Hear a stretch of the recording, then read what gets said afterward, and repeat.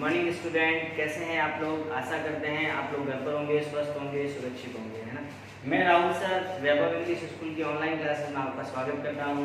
जैसा कि हमने क्लास 8 का एक टॉपिक लिया था टेंसेज, हमने इस बारे में चर्चा भी की थी कि भाई टेंस क्या होता है। टेंस का मतलब काल या समय। टेंस 3 प्रकार के होते हैं, present tense, past tense, future tense. तीनों टेंसेस के कितने पार्ट होते हैं हमने इसके बारे में चर्चा की थी। चार पार्ट होते हैं तीनों टेंस के। प्रेजेंट के भी 4, पास्ट के भी 4 और फ्यूचर टेंस के भी 4 पार्ट होते हैं। फिर हमने बात की थी, आज हम एक बार 2 मिनट का सिर्फ एक लिखते हैं वापस रिवाइजेशन में कि सबसे पहले हमने टेंस लिया था present simple tense. Present simple tense. Present simple tense की हमने स्ट्रक्चर दी थी सब्जेक्ट प्लस वर्ब की फर्स्ट फॉर्म, इसके साथ एस या ईएस प्लस ऑब्जेक्ट या जो भी कॉम्प्लीमेंट है वो भी आ सकता है। मोस्टली वर्ब की फर्स्ट फॉर्म के साथ एस या ईएस। हमने इसके बारे में चर्चा की थी। एक एग्जांपल देखो, इसमें 3 तरह के सेंटेंस बनते हैं। फर्स्ट बनता है अफर्मेटिव सेंटेंस। फर्स्ट बनते हैं अफर्मेटिव सेंटेंस। सबसे पहले बनते हैं अफर्मेटिव सेंटेंस। अफर्मेटिव सेंटेंस क्या होते हैं? इसमें सब्जेक्ट आता है, वर्ब की फर्स्ट फॉर्म के साथ एस या ईएस आता है। जैसे एक एग्जांपल है हम इसका, तो एग्जांपल में हमारा आता है ही प्लेज। मैं प्ले वर्ब भी ले रहा हूं, सिर्फ कोई दूसरी वर्ब ले लूंगा, आई प्ले। ओके स्टूडेंट, हमने 2 सेंटेंस लिए, एक तो ही प्लेज, एक लिखा आई प्ले। Affirmative sentence. फिर हमने सेकंड सेंटेंस लिया था हमने negative sentence. Negative sentence, negative sentence क्या थे, उसकी स्ट्रक्चर क्या थी, हमने चर्चा की थी। नेगेटिव सेंटेंस की स्ट्रक्चर थी सब्जेक्ट प्लस या तो डू नॉट आएगा या फिर क्या आएगा, डज नॉट आएगा। हमने इसके बारे में बात की थी। प्लस जो भी आपका ऑब्जेक्ट है वो वर्ब है, वर्ब की फर्स्ट फॉर्म प्लस जो भी आपका ऑब्जेक्ट कॉम्प्लीमेंट है वो आ जाएगा। नेगेटिव सेंटेंस यानी कि सब्जेक्ट डू नॉट या डज नॉट आएगा। अब डू नॉट कहाँ आएगा, डज नॉट कहाँ आएगा, हमने इसके बारे में चर्चा की कि डू नॉट कहाँ आएगा, जहां पे आपका सब्जेक्ट क्या हो, प्लूरल हो। और डज नॉट कहाँ आएगा, जहां आपका सब्जेक्ट क्या हो, सिंगुलर। सिंगुलर यानी कि एक वचन, यानी कि एक सब्जेक्ट, कोई एक के बारे में बात हो रही है तो वहां डज नॉट। अगर 2 के बारे में बात हो रही है तो डू नॉट आएगा। हमने ये बात की थी। इसके एग्जाम्पल अगर हम लिखते हैं तो एग्जाम्पल के तौर पे देखो, इसके एग्जाम्पल में हम फर्स्ट सबसे पहले लिखते हैं नेगेटिव में, सरिता डज नॉट सिंग। सरिता नहीं गाती है। सरिता एक है, एक के लिए किसका यूज होता है, डज नॉट का यूज होता है, इसलिए डज नॉट और वर्ब की फर्स्ट फॉर्म। एक एग्जांपल और लिखते हैं, यू डू नॉट सिंग।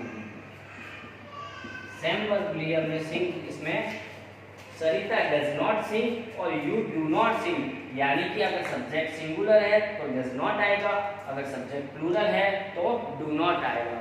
हमने इसके बारे में भी चर्चा की थी प्रेजेंट सिंपल में। फिर थर्ड नंबर हमने सेंटेंस लिए थे इंटेरोगेटिव सेंटेंस। फिर हमने लिए थे इंटेरोगेटिव सेंटेंस। इंटेरोगेटिव सेंटेंस की हमने स्ट्रक्चर क्या ली थी, सब्जेक्ट आएगा, है ना, और क्या आएगा साथ में, सब्जेक्ट के साथ वर्ब की फर्स्ट फॉर्म आएगी। वर्ब की फर्स्ट फॉर्म प्लस ऑब्जेक्ट जो भी है, ये तो था ही। लेकिन एक चीज ध्यान रखना कि इंटेरोगेटिव सेंटेंस बनाते समय इसमें स्टार्टिंग में या तो डू आता है या डज आता है। स्टार्टिंग में या तो क्या आएगा, डू आएगा या फिर डज आएगा इंटेरोगेटिव बनाते समय। डू या डज, सब्जेक्ट, वर्ब की फर्स्ट फॉर्म प्लस हमारा जो भी ऑब्जेक्ट है वो आ जाता है। यानी कि इंटेरोगेटिव बनाते समय या तो डू या डज। अब डू किसके साथ रहेगा, सेम चीज। डू किसके साथ, जब सब्जेक्ट क्या हो, प्लूरल, और डज किसके साथ, जब सब्जेक्ट हमारे क्या हो, सिंगुलर हो। हम एक इसका एग्जांपल लेते हैं, do we respect our elders. Do we respect our elders, क्या हमें हमारे बड़ों की आज्ञा का पालन करना चाहिए? तो आंसर क्या आएगा, या तो यस या फिर नो।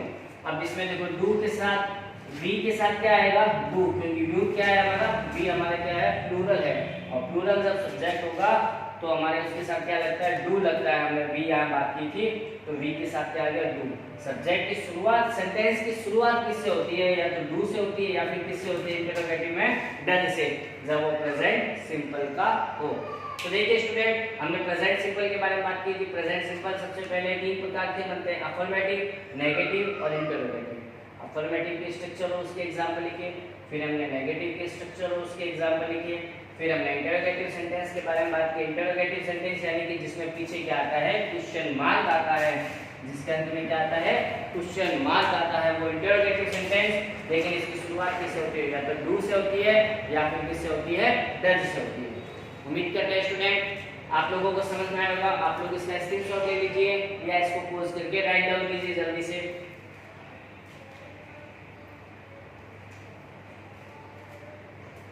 हाँ तो स्टूडेंट, अब हम आगे चलते हैं। देखो प्रेजेंट सिंपल टेंस करते समय एक चीज ध्यान रखना कि इसमें कभी कभी एडवर्ब्स का भी यूज होता है। एडवर्ब्स बहुत इंपॉर्टेंट होती है, हमारे 10th क्लास तक काम आती है। अगर हम 10th का भी एग्जाम दे रहे हैं और हमें अगर ये एडवर्ब्स के बारे में पता है, तो 10th का अगर टेंस जो पढ़ाया जा रहा है आपको भी, अगर आपने टेंस में इसको अच्छी तरीके से पढ़ लिया, तो आपके टेंस जो 10th क्लास में आते हैं, 10th क्लास तक क्वेश्चन आते हैं टेंसेस के, वो लगभग 99% आपके सॉल्व हो जाते हैं। जो हम पढ़ेंगे यहाँ पे वो 10th क्लास तक चलेंगे टेंसेस आपके। और अगर आपने अभी समझ लिया तो 10th तक आपको कहीं जाने की जरूरत नहीं है, सारा आपको समझ में आ जाएगा कि सेंटेंसेस पैसे ये अपने प्रेजेंट टेंस में, पास्ट टेंस में, फ्यूचर टेंस में कैसे बनते हैं। हम प्रेजेंट टेंस चल रहे थे, प्रेजेंट सिंपल या इंडेफिनिट टेंस चल रहे थे। प्रेजेंट सिंपल इंडेफिनिट टेंस में सम एडवर्ब्स होती है, कुछ एडवर्ब्स होती है, सम एडवर्ब्स आर यूजेड, कुछ एडवर्ब्स का यूज किया जाता है, यानी कि सेंटेंस में ये एडवर्ब्स होती है। कहीं पर भी आपको ये एडवर्ब्स दिखाई दे दे तो समझ लेना वो प्रेजेंट सिंपल टेंस ही होगा, या वहां पे प्रेजेंट सिंपल टेंस की एडवर्ब लगानी है, यानी कि वर्ब की फर्स्ट फॉर्म का यूज करना है। हम एडवर्ब्स के बारे में चर्चा करते हैं, हम स्टार्टिंग करते हैं एडवर्ब्स। कुछ एडवर्ब्स लिखते हैं आपके लिए, जिसमें से often, seldom,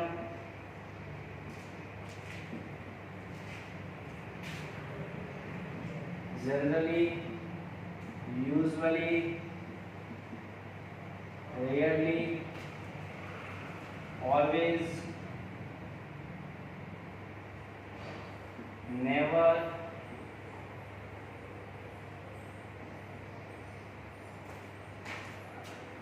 sometime, something, sometime भी होता है, something भी होता है, occasionally,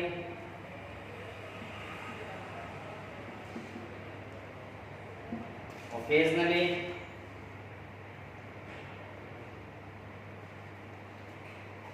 regularly, frequently, एक्सेट्रा, है ना।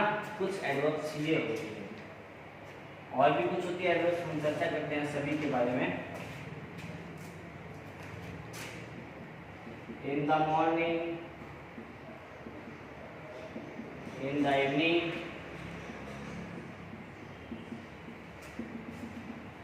एक्सेट्रा। और भी कुछ एडवर्ब्स है, on Sunday, on Monday, on Tuesday, on Wednesday,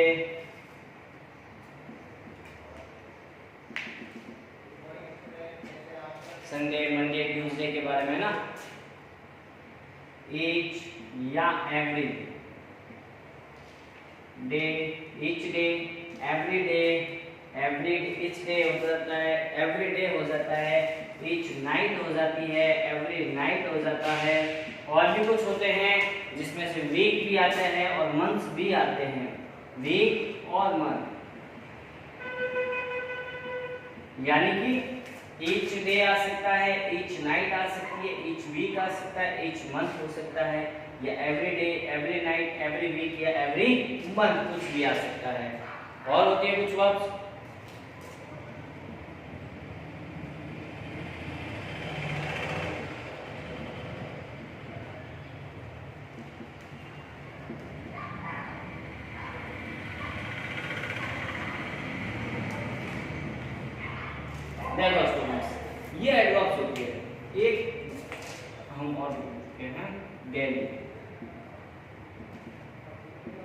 बस आप इतनी याद कर लो, आपके present simple tense 10th class तक कहीं नहीं जाएगा। यानी कि प्रेजेंट सिंपल टेंस में कुछ एडवर्ब्स होती है, यानी कि ये वर्ड होते हैं, ये वर्ड कहीं पर भी आपको सेंटेंस में मिल जाए। ये word often, seldom, generally, usually, rarely, always, never, sometime, something, occasionally, regularly, frequently, आपको सेंटेंस में कहीं पर भी मिल जाए, यानी कि वो कौन सा टेंस है? प्रेजेंट सिंपल टेंस है।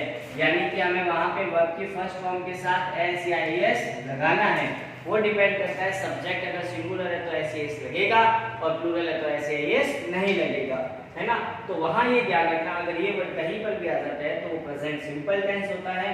कभी कभी ये वर्ड भी आता है, I am working in the morning, मैं आज सुबह से काम कर रहा हूँ। I am working in the morning, in the morning, in the evening, या on Sunday, on Monday, each day, every day, each night, every night, each week, every week, each month, every month, कुछ भी आ सकता है। Once मतलब एक बार कोई काम करो, डेली का, है ना। Once upon a time there was a thirsty crow, एक बार एक प्यासा हुआ था। वंस कहीं पर भी आ जाए वहां, या ट्वाइस क्रो के बारे में बात हो, सेवरल टाइम बहुत बार आप जो काम करते हो, है ना, कभी कभी आप काम करते हो सेवरल टाइम्स, बहुत बार आप एक ऐसा काम करते हो। जैसे आपका फ्रेंड आपको पूछता है कि आप मंदिर जाते हो, तो आप क्या करते हो? नहीं यार, डेली तो नहीं जाता, लेकिन कभी कभी जाता हूँ, है ना, कभी कभार जाता हूँ सेवरल टाइम्स, यानी कि आप वहाँ पे प्रेजेंट सिंपल। और अगर डेली आप कोई कार्य कर रहे हो, डेली स्कूल जाने का काम, डेली टेम्पल जाने का काम, डेली मार्केट जाने का काम, डेली दोस्तों के साथ खेलने का काम, वो सारा का सारा ये जितने भी एडवर्ब्स लिखी है कहीं पर भी लिखी हुई आ जाए तो वहाँ प्रेजेंट सिंपल टेंस यानी कि वर्ब के फर्स्ट फॉर्म के साथ ऐसे ही इसका यूज कर देंगे। वहाँ पे हम इसके सेंटेंस भी करेंगे बाद में, जिसमें एडवर्ब्स का यूज करेंगे, आपको पता लगेगा हाँ ये एडवर्ब सेंटेंस में यहाँ ये इसका मतलब हमें वर्ब के फर्स्ट फॉर्म के साथ ऐसे यस यूज करना है। ओके स्टूडेंट्स, आप लोग इसका स्क्रीनशॉट ले लीजिए या इसको पोस्ट करके उतार लीजिए जल्दी से, फिर हम आगे चलते हैं।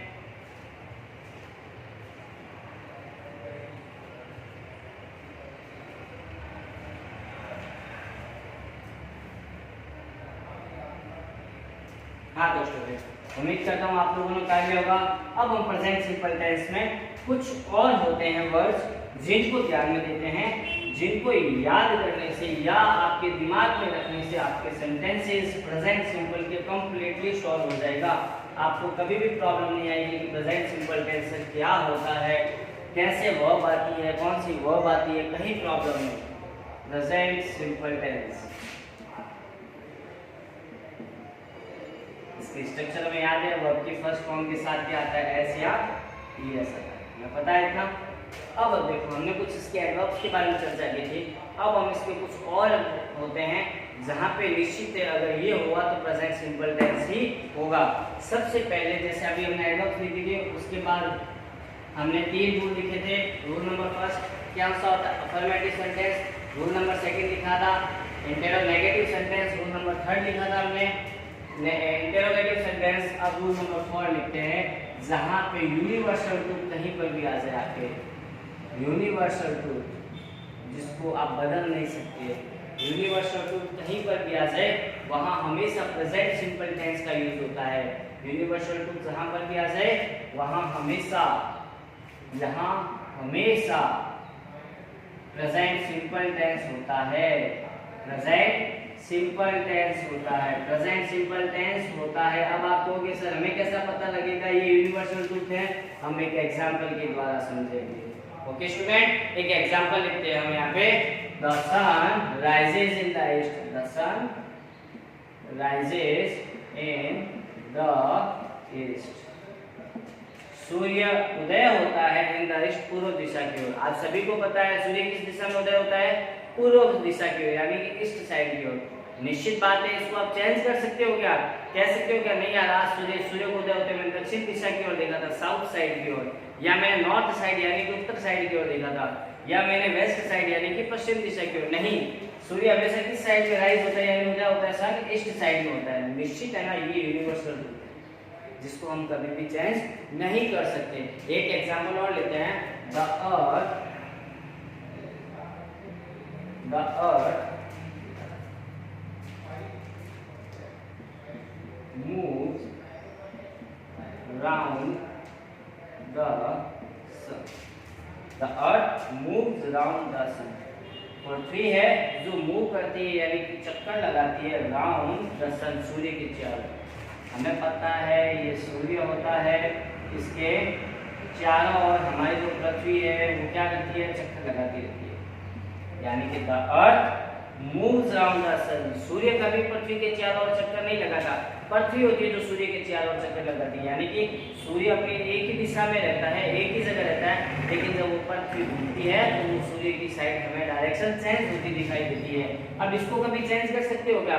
क्या पृथ्वी है जो अर्थ है जो मूव करती है सूर्य के चारों ओर चक्कर लगाती है, तो आप कहते हो कि नहीं यार पृथ्वी सूर्य के चारों ओर चक्कर लगाएगी। हम ऐसे करते हैं कि हम ही लगा लेते हैं सूर्य के चारों ओर चक्कर, वो भी हो जाएगा? नहीं होता, अजीब ही बात लगती है ना। जो निश्चित है, जिसको चेंज नहीं किया जा सकता कभी भी, वो हमेशा कौन सा होता है, यूनिवर्सल ट्रूथ में आता है। एक एग्जांपल आपको हो तो और ले लेते हैं, थर्मामीटर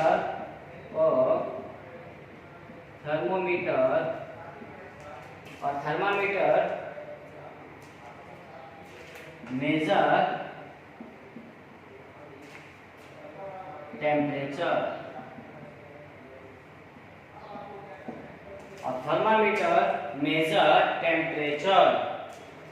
यानी कि थर्मामीटर होता है उसके द्वारा मेजर किया जाता है, यानी कि मापा जाता है किसको, टेम्परेचर को। आपको पता है फीवर हो जाता है तो हम क्या करते हैं, हमारा टेम्परेचर नापते हैं ना, वो फीवर वाला जो आता है थर्मामीटर से नापते हैं। आजकल तो इलेक्ट्रॉनिक भी आ चुके हैं जिसमें डायरेक्ट जीभ पे रखो तो हमें पता लग जाता है कि भाई हमारे शरीर का टेम्परेचर कितना है ना। तो थर्मोमीटर के द्वारा क्या मेजर किया जाता है, टेम्परेचर को नापा जाता है। इसको चेंज कर सकते हो क्या? नहीं, थर्मोमीटर के द्वारा मैं तो इसका टेम्परेचर चेक करूंगा कितना है, पॉसिबल नहीं है ना। मनुष्य का टेम्परेचर इस होता है, या टेम्परेचर किसी का भी ले सकते हैं, लेकिन ऐसे नहीं टेम्परेचर की जगह हम थर्मामीटर से कुछ और कर ले, पॉसिबल है क्या? नहीं हो सकता। नहीं, या थर्मामीटर से हवा खाते हैं, अजीब ही चीज है ना, जिसको हम चेंज नहीं किया जा सकता कभी भी। जो जैसा है वो वैसे ही रहता है, यानी कि वो हमारा क्या है, यूनिवर्सल ट्रूथ है। यानी कि वहां प्रेजेंट सिंपल टेंस देखो, सूर्य एक है तो इसलिए वर्ब के साथ SAIS लग गया, पृथ्वी एक है तो SAIS लग गया, थर्मोमीटर एक ही है, एक थर्मोमीटर की बात हो रही है तो मेजर्स हो गया, वर्ब के साथ फर्स्ट फॉर्म लगी है शब्द का। ओके स्टूडेंट, आशा करते हैं आपको इसका फोर्थ रूल समझ में आया होगा। अब हम फिफ्थ रूल की ओर चलते हैं। यूनिवर्सल ट्रूथ के बाद इसका अगला आता है habitual action.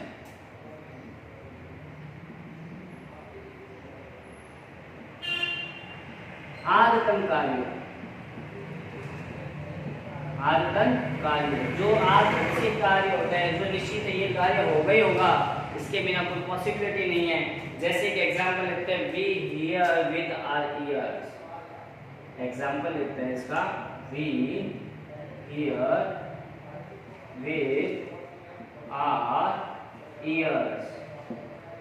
We hear with our ears, यानी कि हम सुनते हैं किसके द्वारा, हमारे कानों के द्वारा सुनते हैं। बिल्कुल सही बात है। कभी कहते हो कि नहीं आंखों से मुझे सुनाई नहीं दे रहा है, नहीं कह सकते ना। यानी कि कौन सा हैबिचुअल एक्शन है, हमारी हैबिट क्या है, सुनने की आदत है। हम हियर यानी कि सुनते हैं, किससे सुनते हैं, हमारे कानों से सुनते हैं, और किसी के कानों से थोड़ी सुनते हैं।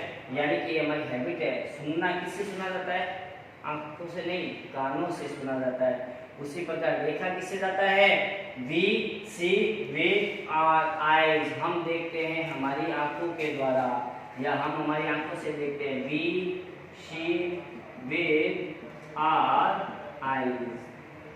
ये भी एग्जांपल ले सकते हैं। ओके स्टूडेंट, एक और लिखते हैं, he often comes late, he often comes late. Example लिखो आपको जब तक, he often comes late, he often comes late, यानी कि उसकी आदत है, हैबिट है हमेशा लेट आने की स्कूल में। जैसे स्टूडेंट होते हैं ना बहुत सारे, आप लोग कुछ क्या है ना, स्कूल में जैसे स्कूल का टाइमिंग 7 o'clock का है, स्टूडेंट्स के पहुंचने का टाइम है 6:45 का, स्टूडेंट पहुंचता है 7:10 7:15, उसकी डेली का है स्कूल पहुंचना 7:10 पे पहुंच जाएंगे, कोई नहीं 5 मिनट का घर का रास्ता है, 7 बजे निकलेंगे 5 मिनट में पहुंच जाएंगे, ट्रेन में नहीं पहुंचेंगे, है ना। तो वो उसकी आदत बन चुकी है, ही ऑफन कम्स लेट, वो हमेशा ही लेट आता है, मतलब उसकी हैबिचुअल एक्शन है। ओके स्टूडेंट, फोर्थ नंबर हमें यूनिवर्सल ट्रूथ, हैबिचुअल एक्शन कहीं पर भी आ जाए वो हमेशा प्रेजेंट सिंपल, जैसे देखो वी प्लूरल था, प्लूरल के साथ SAIS नहीं लगा, ही प्लूरल, एस नहीं होगा, ही सिंगुलर है इसलिए इसके साथ क्या आ गया एस। हमने बात की थी पिछले एडवर्ब्स के बारे में जिसमें हमने लिखा था सबसे पहले एडवर्ब ऑफन, ये देखो ऑफन वर्ड आते हैं जहां पर सेंटेंस में often, seldom, generally, usually, rarely, sometimes, somethings है ना, कहीं पर भी आ जाता है वहां हमेशा वर्ब की फर्स्ट फॉर्म लगती है। ये वर्ब की फर्स्ट फॉर्म इसके साथ एस अगर सब्जेक्ट हमारा सिंगुलर है, ये एक ही है सिंगुलर है यानी कि इसलिए एस लगा देते हैं। ओके स्टूडेंट, इन दो को बताइए फिर आगे चलते हैं कॉल ऑफ एक्ट के बाद।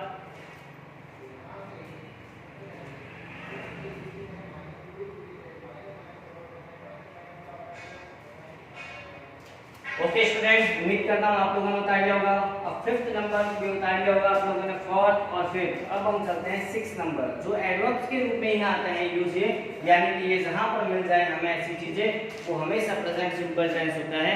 अगला लिखते हैं कंडीशनल सेंटेंस, इन कंडीशनल सेंटेंस। सिक्स नंबर लिखते हैं इन कंडीशनल सेंटेंस। इन कंडीशनल सेंटेंस यानी कि अगर मैं ये होता, अगर मैं देश का प्रधानमंत्री होता तो ऐसे कर देता, अगर मैं सीएम होता यानी कि मुख्यमंत्री होता, चीफ मिनिस्टर होता तो मैं ऐसे कार्य कर देता, है ना। अगर मैं मेरे क्लास का मॉनिटर होता तो मैं क्लास को ऐसे शांत कर देता, क्लास को ऐसे चुप करा देता। तो वो कंडीशनल सेंटेंस होता, कंडीशन बताते हो अगर मैं ऐसा होता तो वैसे होता था। इसकी शुरुआत ध्यान रखना, इसकी शुरुआत किससे होती है, इफ से होती है। शुरुआत किससे होती है सेंटेंस की, इफ से सेंटेंस की हमारे शुरुआत होती है। इसमें क्या होता है सेंटेंस में, एक एग्जांपल लेते हैं फिर हमें समझ में आएगा। एक एग्जांपल लेते हैं हम इसका, पहले एक एग्जांपल लेते हैं इसका। If he comes to me, if he comes to me, if he comes to me I shall help him, I shall help him. यानी कि क्या हुआ स्टूडेंट्स, देखो आप सेंटेंस की शुरुआत इफ से हुई है। अब देखो इधर देखो, हमें ये दिया हुआ नहीं होता, हमें ऐसे दिया होता है, यहाँ पे होता है डैश डैश डैश डैश। हमें कहते हैं बताओ इसमें कौन सा टेंस आएगा। देखो इफ से स्टार्ट हुआ, अब देखते हैं he dash dash to me I shall help him. यहाँ पे क्या है शैल, शैल या विल के साथ, शैल या विल के साथ कौन सी फॉर्म है, ये हेल्प वर्ब की कौन सी फॉर्म है, फर्स्ट फॉर्म। अगर कंडीशनल सेंटेंस यानी कि सेंटेंस इफ से स्टार्ट हो रहा है, बीच में कॉमा आ रही है यानी कि दो सेंटेंस अलग अलग है, कंडीशन बता रहा है अगर ऐसा होता तो ऐसे हो जाता, अगर वह मेरे पास आता तो मैं उसकी मदद कर देता, वर्ब दे देखिए हमें ब्रैकेट में कम। अब देखो if he comes to me, अगर वह मेरे पास आता तो मैं उसकी मदद कर देता। अब देखो शैल या विल के साथ अगर सेंटेंस में एक साइड में वर्ब की फर्स्ट फॉर्म आती है तो दूसरी साइड हमेशा वर्ब की, यहाँ पे क्या आती है सिर्फ वर्ब की फर्स्ट फॉर्म के साथ एस या एस, सिंगुलर है इसलिए एस लगा दिया। तो क्या बन गया, if he comes to me I shall help him. यानी कि अगर सेंटेंस दो हो, देखो एक ये कॉमा खत्म, फिर दूसरा सेंटेंस अगर ऐसे आए और सेंटेंस की शुरुआत इफ से हो, एक तरफ शैल या विल वर्ब की फर्स्ट फॉर्म है तो दूसरी तरफ क्या आएगा, सिर्फ वर्ब की फर्स्ट फॉर्म के साथ एस या ईएस। एक एग्जांपल और लिखते हैं हम इसका।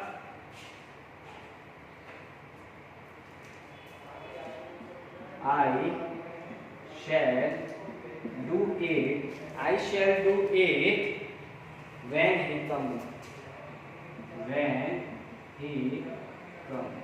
इसमें एक चीज और है ना, इसके साथ वर्ड्स when से भी स्टार्ट हो सकता है हमारा सेंटेंस, इसके साथ when भी लग सकता है, दोनों में से कोई भी लग सकते हैं, तो आप इसको थोड़ा ध्यान रखना। If he comes, okay, I shall do it, मैं ऐसा करूंगा, व्हेन ही कम्स, जब वो आएगा तो मैं ऐसा करूंगा। यानी कि शैल और विल के साथ क्या है, डू वर्ब की फर्स्ट फॉर्म है, डू, डिड, डन। वर्ब की first form do, second form did और थर्ड फॉर्म होती है डन। डू वर्ब की फर्स्ट फॉर्म है, शैल या विल के साथ वर्ब की फर्स्ट फॉर्म है, व्हेन आ गया तो सब्जेक्ट के बाद वर्ब की कौन सी फॉर्म लगाएंगे, वापस फर्स्ट फॉर्म के साथ एस या ईएस, ये लगाएंगे एस या ईएस। तो स्टूडेंट्स एक होते हैं हमारा लास्ट 7 नंबर, एक और इसके बारे में चर्चा करते हैं, फिर हमारा प्रेजेंट सिंपल टेंस कंप्लीट हो जाएगा। एक हम कहते हैं pre plan programme, pre plan programme. Pre plan programme यानी कि कौन सा होता है, पूर्व निर्धारित प्रोग्राम, पूर्व निर्धारित प्रोग्राम। अब पूर्व निर्धारित प्रोग्राम कैसे बनते हैं? जैसे मैं कहूँ कि 5 से 15 दिन बाद हमारे स्कूल में एनुअल फंक्शन है, निश्चित है ना एनुअल फंक्शन है, जो चीज़ पहले से निश्चित है फ्यूचर के लिए भविष्य में, जैसे हम कहते हैं कि कल 10th क्लास का रिजल्ट आने वाला है, तो निश्चित है ना कल 10th क्लास का 5 बजे रिजल्ट आने वाला है, तो 5 बजे ही आएगा, तो वो क्या होता है? प्री प्लान प्रोग्राम होता है, पहले से निश्चित होता है। मैं कहता हूँ कल हमारे स्कूल में प्राइम मिनिस्टर आएंगे, प्रधानमंत्री आएंगे, निश्चित है प्रधानमंत्री आएंगे एनुअल फंक्शन में, तो वो प्री प्लान प्रोग्राम होता है। हम एक इसका एग्जांपल लेते हैं, we leaves Ajmer tomorrow, we leaves Ajmer tomorrow, we leaves Ajmer tomorrow, यानी कि हम लीव करेंगे अजमेर से कब? कल। हमारा प्री प्लान है, पहले से प्रोग्राम निश्चित है, तुम्हारा आने वाले कल के दिन हम लीव करेंगे अजमेर को, तो यानी कि वर्ब की फर्स्ट फॉर्म के साथ ऐसे यस लग जाएगा। तो स्टूडेंट हमने अभी तक प्रेजेंट सिंपल टेंस कंप्लीट किया है, उम्मीद करता हूँ आपको समझ में आया होगा। आप अपने फेयर कॉपी में इसको राइट डाउन कीजिए, टेंसेस को अच्छी तरीके से, जहां प्रॉब्लम आए आप कमेंट बॉक्स में अपना कमेंट दीजिए, मैं आपकी प्रॉब्लम को सॉल्व करने की कोशिश पूरी तरीके से करूंगा। ओके स्टूडेंट, फिर आगे की क्लास में हम आगे चर्चा करेंगे हमारे नेक्स्ट टेंस की और, जो है present continuous tense. Okay students, good bye.